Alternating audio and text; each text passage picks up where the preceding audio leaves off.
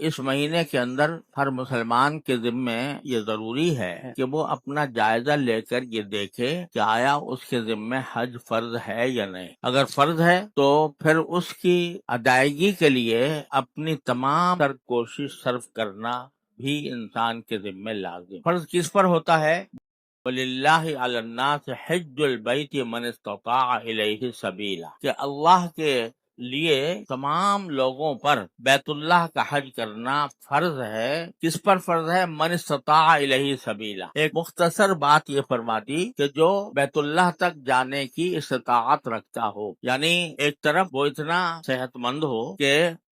وہ سفر کر سکتا ہو، اور دوسری طرف اس کے پاس اتنے مالی وسائل ہوں کہ وہ سفر کا خرچ بھی برداشت کر سکتا ہو، سفر کے اندر جو کھانے پینے کی ضروریات ہوتی ہیں وہ بھی پوری کر سکتا ہو، اور وہاں قیام کے دوران جو اخراجات ہوتے ہیں وہ اخراجات بھی برداشت کر سکتا ہو۔ اور اس پر یہ بھی اضافہ ہے کہ وہ اتنے پیسے اس کے پاس ہوں کہ جتنے دن وہ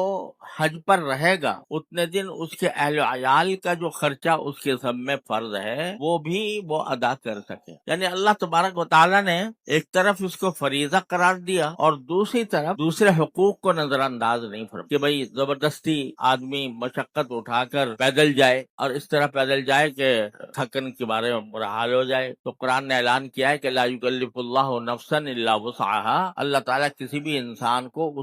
اس کی وسعت سے زیادہ مکلف نہیں کر، لہذا فرمایا کہ اتنے سفر کے اخراجات موجود ہوں، سواری کے، جس سواری پر سوار ہو کر جا رہا ہے۔ پہلے سفر اونٹوں پر گھوڑوں پر ہوتے تھے تو یہ کہا جاتا تھا کہ بھئی کسی کے پاس اونٹ یا گھوڑے موجود ہوں یا کم از کم کرائے پر لے کر وہ جا سکے، اور آج کل جو سواریاں ہیں وہ خشکی کے راستے سے بھی اگر ممکن ہو، اس کا اگر سفر ممکن ہو اور اتنے اخراجات موجود ہوں تو بھی حج فرض ہو جائے گا۔ دوسرے پانی کے جہاز سے اگر کہیں میسر ہے، پہلے زمانے میں پانی کے جہاز سے لوگ سفر میں جایا کرتے تھے، وہ سلسلہ ہمارے یہاں ختم ہو گیا۔ ہوائی جہاز سے جانا ہو تو ہوائی جہاز کا اخراجات موجود ہوں۔ اب ہمارے ہاں ملکوں کے اندر، ہمارے ملک میں ایک خاص مقدار ہر سال مقرر کر دی جاتی ہے کہ بھئی اتنا خرچ ہوگا حج کے اوپر، تو جس شخص کے پاس اتنا خرچہ موجود ہو تو اس کے ذمہ حج فرض ہو جائے۔ اور اتنا خرچہ موجود ہونے کا مطلب بھی سمجھ لیجئے، اتنا خرچہ موجود ہونے کا مطلب صرف یہ نہیں ہے کہ اس کے پاس نقد ہو اتنے پیسے، بلکہ اس میں یہ بات بھی داخل ہے کہ اگر